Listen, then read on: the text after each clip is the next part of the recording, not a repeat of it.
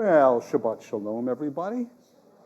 Yeah, I love words. Do you like words? Anyone like words? I got some favorites. Want to hear my all-time favorite? Quintessential.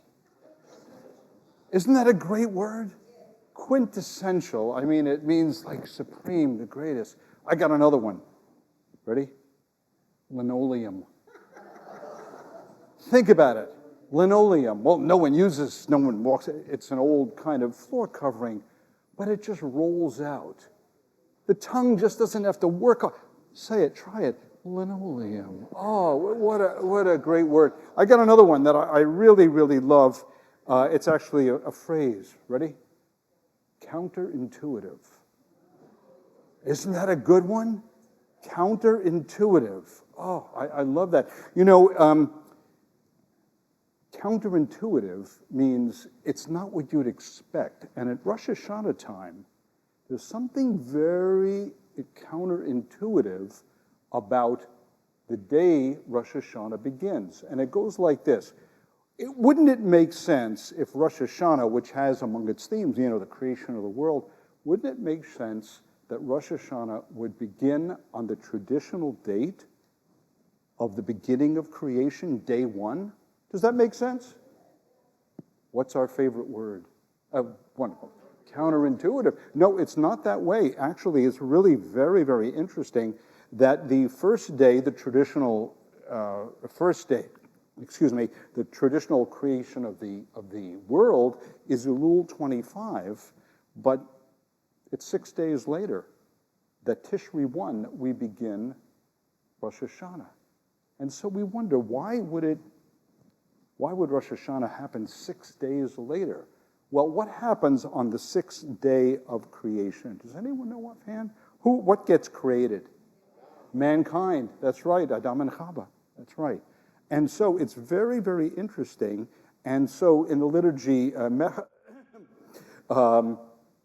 Tachilat Ma'asecha, this day is the beginning of your works. Speaking of Rosh Hashanah, even though we have earlier days of God's creation, the first 5 days of the week. And so mankind is created on the last day of his working, followed by Shabbat, of course. So we're last in the sense that we're created last, but we're first in terms of God's creative work because we represent the pinnacle of his creation. This is really a very, very important idea which has huge implications for us. So we're the first in terms of reflecting God's purposes for the world. We have this amazing role as the quintessential, how's that?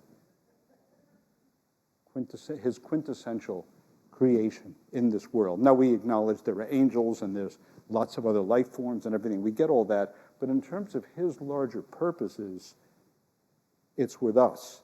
And let me just say parenthetically, just to bring it into, our situation, it's why we are really opposed to this whole movement called transhumanism. You know what I mean? You know what I'm talking about? It's an attempt to really remake man, combining too much technology and other things to change man in terms of his relationship to the created order. And it's a long story, and I certainly don't want to get into it, but it does bug me that in contemporary culture, there is a real downplaying of the importance of mankind as his creation intended to fulfill his purposes in a way that no other creatures, no other people, no other aspects of his creation can accomplish. And so, one way to think about it is this way: we have the capacity, unlike any of the animals or any of the created elements that he made, we have the capacity to say yes or no to him. Human freedom, what a gift. A gift, but a huge responsibility. And to phrase it within the vision of Ruach Israel that the board has been working on is to say, we have the ability to say, Hineni, here I am. Isn't that true? We have the capacity to say, Hineni, or to say, no thanks, I'm really not interested. That is part of this amazing reality called humanity. We have the capacity to say yes or no to our Creator. He'll exert influence. His angels will exert influence. His Torah, his teaching, exerts influence. Good societies express influence. But at the end of the day, we say, yes, Hineni, or no, I'm really not interested. Okay, so I want to talk about moments of Hineni in our own congregation's experience. And I'd like to begin with a person that we've never met, but one day, I believe in Olam Haba or in heaven, we will meet her. Her name was Mary Hayos. Have you heard that name before? Yeah, a number of you have. If you've been in book club, you know that her name has come up prominently in two of the books we read. And so the story is this. Mary Hayos lived in Budapest, Hungary. She was a Jewish woman who became a follower of Yeshua. Now, she would not have described herself as a Messianic Jew because the term really wasn't in vogue or wasn't even created yet. So she would have called herself a Jewish Christian. There weren't synagogues for her to go to. So, you can imagine she loved Yeshua. She was glad to be Jewish, but the world that she was in was a little bit different than the world we occupy. But she became an English teacher.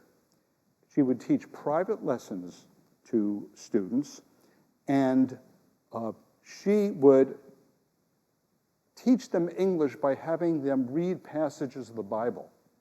And guess what one of her favorites was? Isaiah, the 53rd chapter, right? And so she would teach them English, and she would say to them, who do you think this is, right? And there was a particular student that she had, and her name was Mary Ann Fisher. She studied with Mary Hayos as a teenager, really, but she wanted to learn English. And Mary Ann Fisher became a follower of Yeshua through Mary Hayos. And Mary Ann Fisher's, she married soon after that, and her husband George, also he was from an Orthodox background, not real practicing, but nonetheless from an Orthodox family, and he became a follower of Yeshua.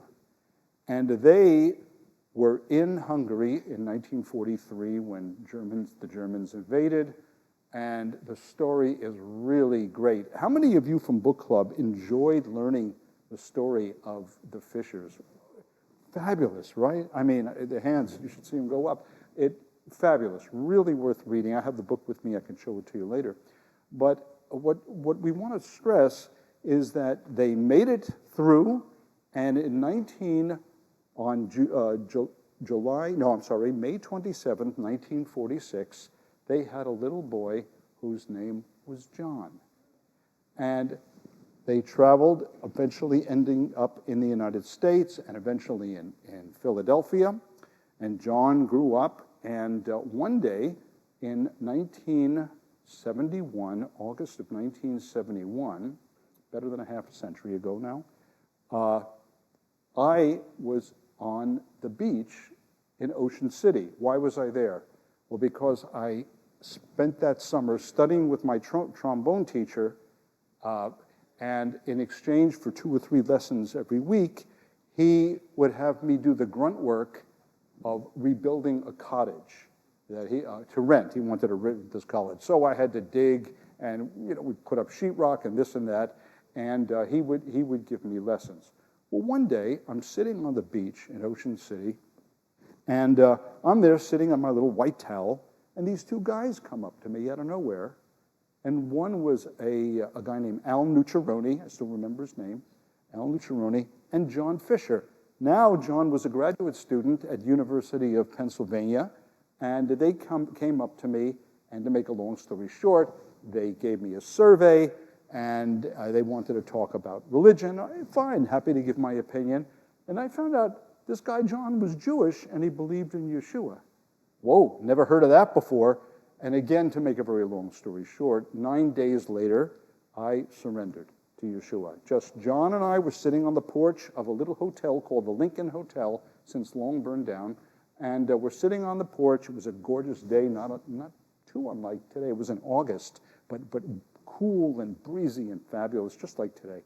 And I surrendered. And and that was, So here, Mary Hyos, you get the picture? Mary Hyos talks to his future mom, Miriam, and he grows up in a Messianic Jewish, quasi-Messianic Jewish home, and here he is with an evangelical group sharing about Yeshua, and then I come to Yeshua. Well, that was really, really cool. And so then 10 years later, in 1981, Sue and I came here. We left Chicago on August 12th, 1981, and we headed for Boston. Okay, now once we came to Boston, we ran into some people who many of you know about, and perhaps some of you met them, Tom and Jutta Gerendis. Familiar name? Yeah, right? Tom and Jutta. And he was a teenager, and Mary Hyos led Tom to become a follower of Yeshua. This was an amazing moment, and this is Holocaust time, and it was scary, and it was tough, and Tom's becomes a believer in Yeshua, Messianic Jew. He was going to make his bar mitzvah, and then the Nazis invaded, so he couldn't have his bar mitzvah. It was like days later it was supposed to be, and it never happened, right? So Tom makes it to Canada, and there he meets a cute girl, a German girl who had also emigrated to Canada, and Jutta's uncles were high-level Nazis. We're talking SS, okay? But she hated it. First of all, she didn't understand what they were all about as a young girl, but then as she grew a little older and learned, she just despised what they stood for in terms of their philosophy. And she and Tom get married in Canada, and they make their way to Boston, and they have 3 little girls. The youngest one was not that young, but 12 years old, and that was Rebecca. Is Rebecca here today? Hello, Rebecca. How you've grown. Rebecca was the young one. I remember your pigtails. I remember them. And then Maria, the middle sister, and then, of course, Esther, our Esther here, right? And Esther was a late teenager at the time, as I recall. And here, Mary Hyos has an effect on Ruach that involves not only, the effect on us through John, but also we have Rebecca's family. Now, Tom and Jutta never became members of Ruach. They were very much ensconced in their community. We never made any issue of that, of course, but they loved us and we loved them. And they were an amazing couple. So what are we talking about? We're talking about great moments of Hineni. You see, Mary had to decide to share Isaiah 53. You see what I mean? Did she have any idea at the time of the ramifications and outworking of what would happen? No way. Not at the time. Let me give you a couple more examples. Let's move on. I want to talk about David Nardoni. Dave Nardoni passed away very recently, and he had advanced cancer, and it finally took his life. I'm telling you, he's having the time of his life right now. He loves to study. He likes to do creative card making. He is having, and the Hebrew classes up there, I hear, forget it. They're really great, you know what I mean? Well, Dave came to us around 1981, 82, Elizabeth also. And Elizabeth was going to be here today, but I don't think she made it, unfortunately. Well, anyhow, Dave says Hineni I'll teach David Hebrew. David! My David, our David. Boy, is he good at Hebrew. It all started with Dave Nardoni with the 5-year-old David Nichol, and he taught him the Aleph Bet, and look at him now. You know, he's like fluent, you know, right? So, you see, another Hineni moment. Dave said yes. I want to share some more with you. I want to tell you a little bit about this guy, Gary Halzel. You've heard the name before, right? Gary Halzel. There he is. Oh, Gary, hi. And I want to tell you the story. Do you like this sanctuary, our building and everything? Do you like it? It's really quite beautiful, isn't it?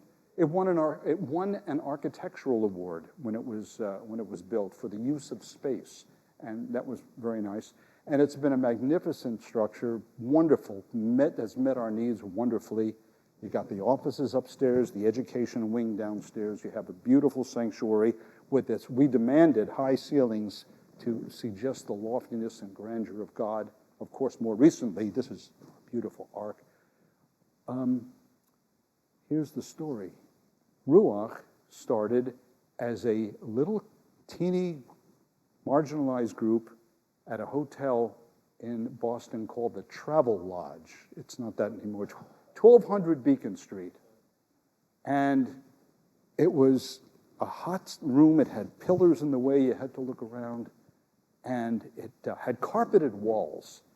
And I just remember, like the sound, we had an old electric piano, and the notes would fall on the floor because of the acoustics were intentionally bad. I don't know why that was, but it was intentional. And we moved from there. I'll tell you quickly the story of the moving. We met on Friday nights, and the bar was right next door. And by the way, this hotel was known for it had a kind of a bad reputation. You get my drift about that, you know. A place for liaisons that weren't the most holy. Okay. So anyway, but they had a bar next door and a thin wall between our meeting room and the bar. And it was an evening service, and we would celebrate Hazikaron like we do now, not as full orbed as the way we do it. And I remember we didn't even have a Kiddush cup. We had little cups and only. And all of a sudden, the band kicked in, and they were good. And they were doing Van Morrison's Moon Dance. And I'm like this. Right? And I knew we had to move, which we did to another hotel, to Howard Johnson's. And along the way, while we met at the Howard Johnson's, and I remember thinking, you know, we never knew what room we were going to be at Howard Johnson's. Would it be the Fells room or the mezzanine or the hot, sticky room on the 7th floor? You remember it, Gary? And you never knew. And they had a marquee, which like a bulletin, which would tell you where you would be. And I remember, it's a memory from way back, and on it would be Amway, this room, Amway products. Silver Mind Control, that way. Ruach, Israel, wherever we were. And I remember thinking and saying to Sue, you know, here we are with this sense of ourselves as doing something really important for the kingdom of God, and yet we don't get top billing, Silver Mind Control, Amway, you know, and there we were, and it was just ironic. But I met a pastor who had a small church in Islington, a small town near here, and we became friends, and we began dreaming about the possibility of having a joint facility, because we would need it Friday night, Saturday, they would need it Sunday. This is Pastor Art McPhee. And all of a sudden, one night, as we're thinking about this and looking around, we checked a couple of properties. We didn't have any money. Anyhow, it's Friday night, right after Shabbat dinner. We're living in the house, 486 Baker Street. You may remember that house, Gary. And all of a sudden, I got a call from Pastor Art, and his essence was land ho, meaning there was a piece of property in Needham, Massachusetts, 1.78 acres, 1.78 acres, And the phone started to shake in my hand. I mean, I was like nervous. But this is making it real, and we didn't have any money or anything. And I needed to go to the congregation at that time, obviously, and ask, is this something you want to pursue? Land has become available, and shall we pursue this? And I asked, and you sense the ambivalence in the room. Do you know what I'm saying? Because people didn't know. I mean, the costs and there's all those things, cross your mind about, is this something we can do? This guy, Gary Hulsell, stands up and says, and I quote, and you'll correct me if I don't get the words exactly right, "We got to do this. If I have to, I'll put the boulders on my back and carry them." Yeah, you know. Right. See, he was there. He's the guy. It changed the room. And everyone with one voice said, yeah, this is something we got to do. We put a bid, $201,000 on the land. We beat out a few people who we'd expected would have wanted it, including a news anchor of one of the major stations in Needham. And we got the land. And what began was a journey of fundraising, and I won't take the time to get into all that. But you see, Gary, you said Hineni. And I hope you'll thank him later. No, let's do it now. 1, 2, 3. Thank you, Gary. We would be in, the Marquis of Silver Mind Control would still be over us in the Fells room. Oh. And instead, here we are. Now, obviously, there was more to the equation than that. A lot of people helped, and there was all kinds of things. But it really did begin that night. It was a Hineni moment. I want to share one more with you. This goes back to David Nardoni. It was a very important moment. You see, our theology has matured over the years because Messianic Judaism has matured. There were things as a baby movement we had no time to think about, and nor did we have the theological expertise and the scholarship to be able to deal with how do you put together a movement which claims roots in the Jewish world, even though we haven't been part of that world for, call it 1,400 years, and is connected to the larger body of Messiah, which exists irrespective of culture or national or language backgrounds. How do you claim with integrity that you're part of the Jewish people and yet part of this larger community? And we've been working on that at this intersection between two historically antagonistic communities, and we think we've really got something to show for it. But along the way, there were certain decisions that the scholars among us saw, and I'm not a scholar, but I was part of that world, that milieu of people coming up with things, and we had to figure out a way that both the equality of Jew and Gentile in the Messiah would interface meaningfully with that there is a distinct calling of Jews as Jews, and if that's lost, and we do what the church has done, which has said, well, the true Israel is all the believers. Well, if everyone's Israel, and if everyone's Jewish, then no one is. It's like, you get that. And so we had to find a way, and that's worked our way into our liturgical expression. There are some things, and they're not many, that, is just reserved for Jews to do. And one of them, of course, is the wearing of the talit. But I'm talking about 20 years ago, and it's not the talit, it's the fringes, representing the 613 mitzvot, okay? And that is uniquely enjoined on Israel. And the Apostle Paul is absolutely clear that Gentiles should not feel compelled to be under that covenant. We all together, as Jews and Gentiles, through Messiah, have entered into the renewed or new covenant. Okay, again, I want to be expeditious here. Now, here's the moment that was very, very important. At that time, Dave Nardoni was our cantor. He had a lovely voice, and he was a very dedicated guy.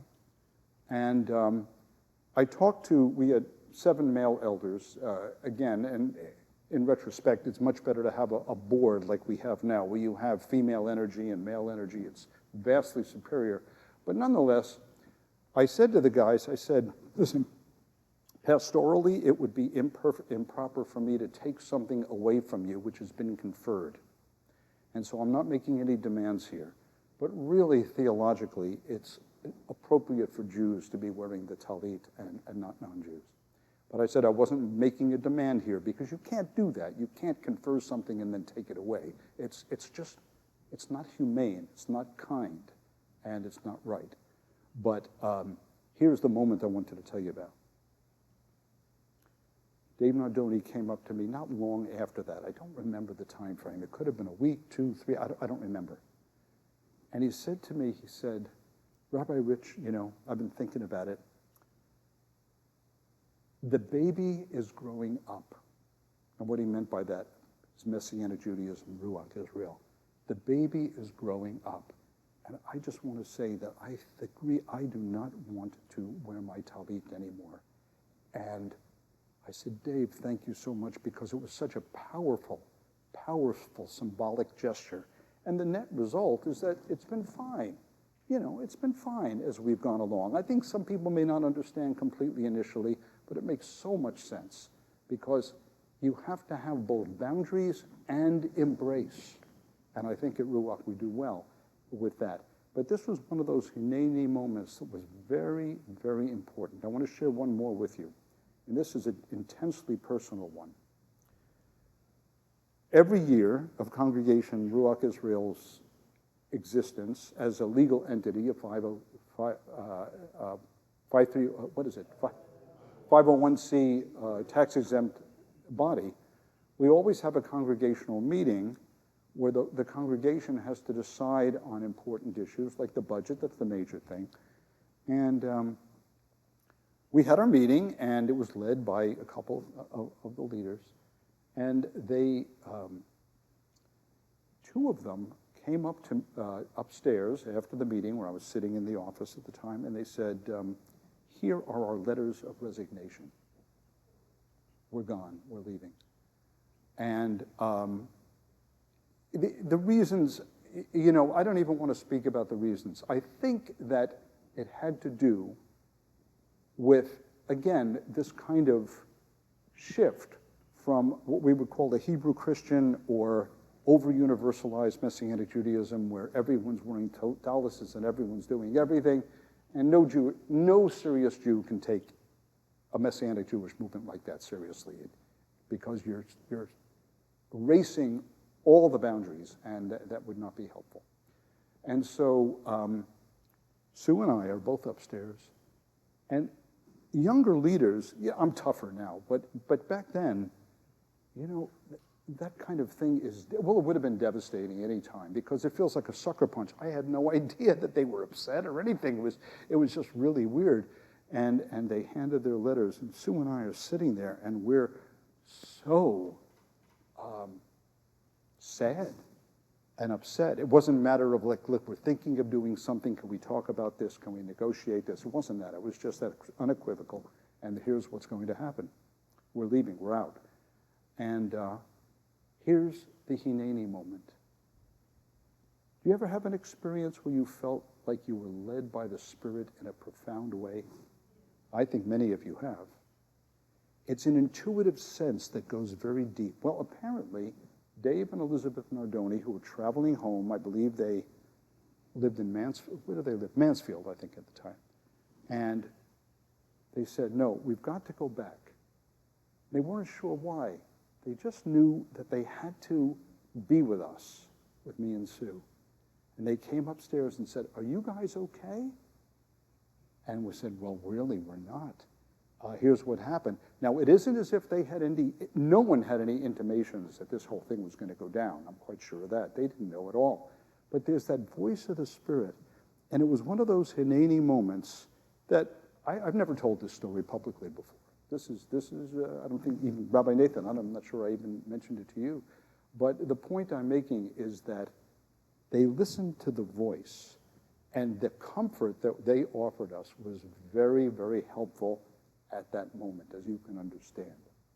And so, what are we trying to say here as we wrap up? On these holy days, we say, Hineni, here I am, God, at these long services, right, to give thanks to you for being our Creator and our King.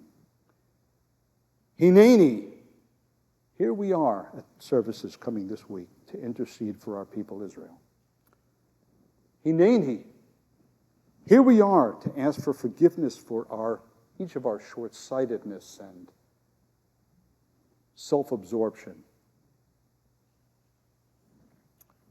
Hineni, here we are, O God, to commit ourselves to being better congregants, better friends, better husbands, better wives, better sons, better daughters, better followers of Messiah Yeshua this coming year.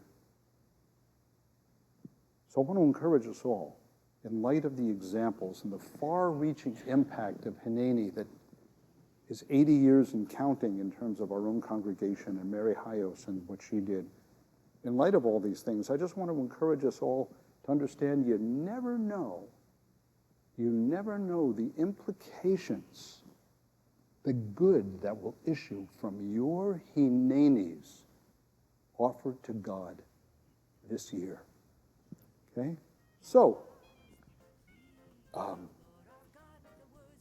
let's say Hineni. Ready? 1, 2, 3. Hineni. How about again? Hineni. One more. Hineni. Shabbat shalom, everybody. And may your descendants and the descendants of your people Israel be those who know your name and study your Torah for Messiah.